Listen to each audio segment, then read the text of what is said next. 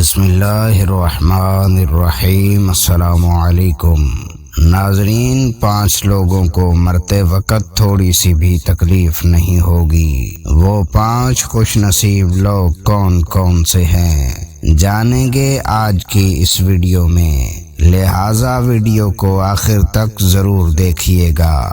نزا کے وقت مسلمان کو جو تکلیف ہوتی ہے، اس پر اللہ رب العزت کی جانب سے نیکیاں عطا کی جاتی ہیں، جیسا کہ سنن ابن ماجہ میں روایت ہے۔ حضرت عائشہ رضی اللہ تعالی عنہا فرماتی ہیں کہ رسول کریم صلی اللہ علیہ وسلم ان کے پاس تشریف لائے اس سال میں کہ ان کے پاس ان کا کوئی قریبی رشتہ دار موت کی سختی میں مبتلا تھا۔ رسول کریم صلی اللہ علیہ وسلم نے مشاہدہ فرما کر حضرت عائشہ رضی اللہ تعالی عنہا سے فرمایا، اپنے رشتہ دار پر غمگین نہ ہو، اس لیے کہ یہ اس کی نیکیاں ہیں۔ نیز حضرت عائشہ رضی اللہ تعالی عنہا سے ہی اس مضمون کی روایت ہے کہ جب سے رسول کریم صلی اللہ علیہ وسلم کی وفات کی تکلیف میں نے دیکھی، اب میں کسی مسلمان میت کی حالت نزا کی تکلیف کو اس کے حق میں برا نہیں سمجھتی۔ بس مذکورہ احادیث سے معلوم ہوتا ہے کہ نزا کے وقت ہونے والی سختی مرنے والے کی بدعمالیوں کا ہرگز نتیجہ نہیں ہوتی۔ مسلمان کے حق میں اس پر اجر و ثواب اور گناہوں کی معافی کی امید رکھنی چاہیے۔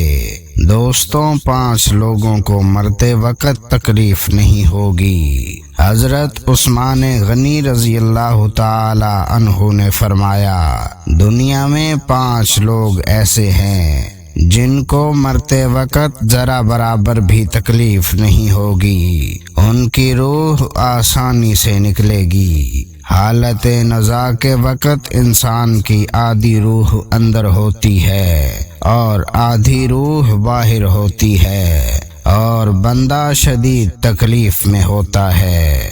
اس وقت انسان کو پیاس اتنی لگتی ہے کہ انسان یہ چاہتا ہے کہ سمندر کا پانی پی جاؤں، اور اگر 7 سمندر کا پانی وہ پی بھی جائے پھر بھی اس کی پیاس کبھی ختم نہیں ہوگی۔ روح نکلتے وقت انسان کو جو تکلیف ہو رہی ہوتی ہے وہ ناقابل بیان ہے۔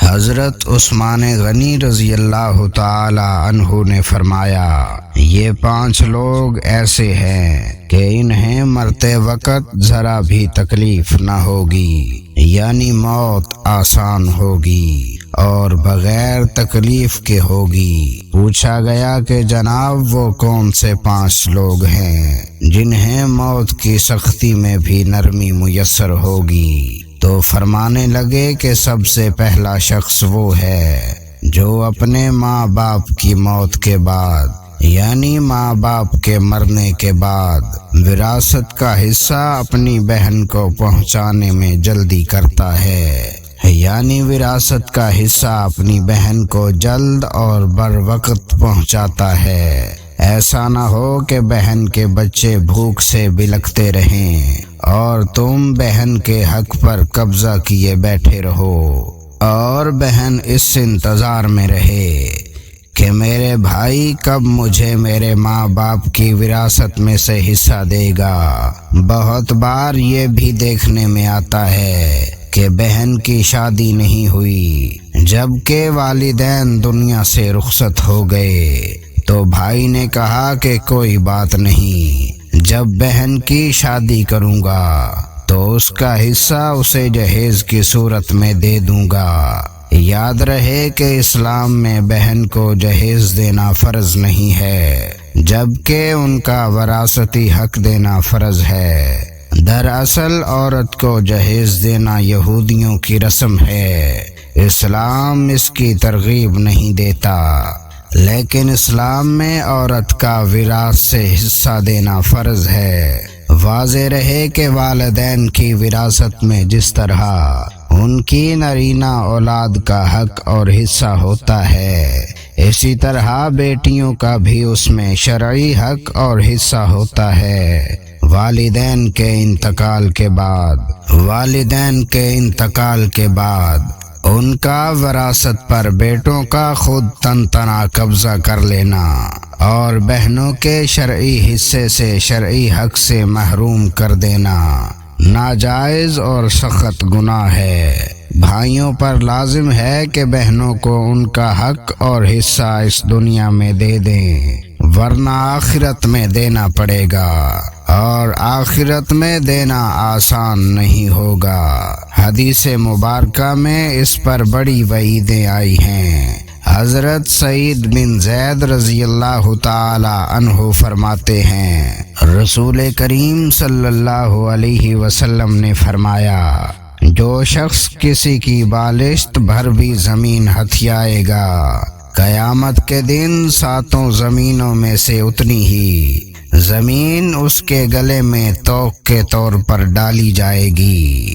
ایک اور حدیث مبارکہ میں ہے، حضرت انس رضی اللہ تعالی عنہ فرماتے ہیں، رسول خدا صلی اللہ علیہ وسلم نے فرمایا، جو شخص اپنے وارث کی میراث کاٹے گا، یعنی اس کا حصہ نہیں دے گا، تو اللہ تبارک و تعالی قیامت کے دن اس کی جنت کی میراث کاٹ لے گا۔ یاد رہے کہ جہیز کی رسم اسلام کی رسم نہیں ہے، بلکہ یہودیوں کی رسم ہے، اور ان سب کا سب سے بڑا گناہ ہے کہ جس طرح یہودیوں کی عورت کو بغیر جہیز کے کوئی شخص قبول نہیں کرتا تھا، اسی طرح آج اسلام میں بھی عورتوں کی شادی میں سب سے بڑی رکاوٹ جہیز ہے۔ غریب آدمی کی بیٹی بیٹھے بیٹھے بوڑھی ہو گئی کہ جہیز کا کوئی بندوبست نہ ہو سکا۔ اسی طرح اگر کوئی شخص یہ کہے کہ میں بہن کا وراث حصہ تو نہیں دے سکتا، البتہ جب اس کی شادی کا وقت ہوگا تو جہیز دے دوں گا، لہذا فرمایا کہ بہنوں کو بر وقت حصہ دینے والے کی روح موت کے وقت بڑی آسانی سے نکلتی ہے۔ ایک عورت کا جب بھائی فوت ہوا تو اس عورت نے بڑا اصرار کیا کہ مجھے بھی قبرستان میں لے چلو، میں بھی اپنے بھائی کی قبر پر جانا چاہتی ہوں۔ خیر اس کے اصرار پر اس کو قبول کیا گیا اور اسے قبرستان میں اسی جگہ لے جایا گیا جہاں اس کے بھائی کی تدفین ہونے والی تھی۔ اس کے دیکھتے ہی دیکھتے میت کو قبر میں اتارا گیا اور اس کے بھائی کو مٹی کے سپرد کر دیا گیا۔ جہاں دعا کی باری آئی تو تمام عزیز و اقارب کے سامنے اس روتی بہن نے آسمان کی جانب دیکھا، اپنے ہاتھ اٹھائے اور آسمان کی جانب دیکھا، اس کا دل رو رہا ہے، آنکھیں خون کے آنسو رو رہی ہیں۔ اس نے ایک ایسی دعا کی کہ لوگوں کے مردہ ضمیر کو جگایا۔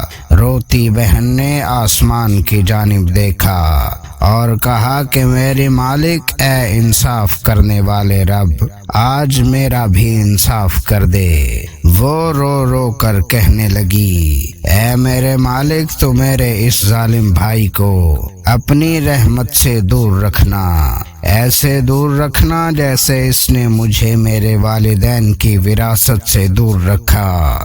میرے بچے بھوک سے بلکتے رہے، لیکن اس ظالم بھائی کو میرے بچوں پر ذرا بھی ترس نہ آیا۔ میں اپنے بچوں کو حرام جانوروں کا گوشت کھلانے پر مجبور ہوئی۔ میرے بچوں نے بڑی غربت کی زندگی گزاری، جبکہ میرے اس بھائی کو کبھی حیا نہ آئی، کبھی بھی رحم نہ آیا کہ میں اپنی بہنوں کی وراثت کا جو ان کا حق ہے اسے ادا کروں۔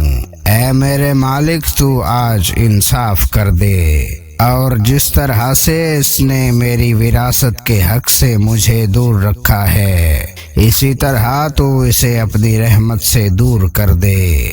تو ناظرین، صرف ایک لمحے کے لیے دل پر ہاتھ رکھ کر سوچو کہ جب تم اپنی بہن کو ان کی وراثت کا حق ادا نہیں کرو گے تو کیا تمہاری بہنیں تمہارے لیے مغفرت کی دعا کریں گی یا جہنم میں جانے کی دعا کریں گی؟ بہن کے لیے ظالم بن کر مرو گے یا مظلوم بن کے؟ ناظرین، بہن کا حق کھانا ایسا ہے جیسے خنزیر کا گوشت کھانا۔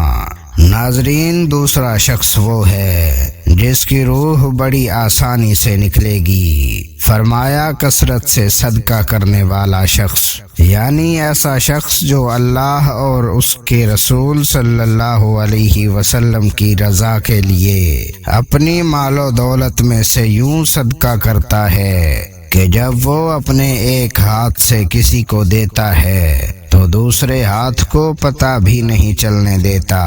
یعنی دوسرا انسان وہ ہے جس کی مرتے وقت موت آسان ہوگی۔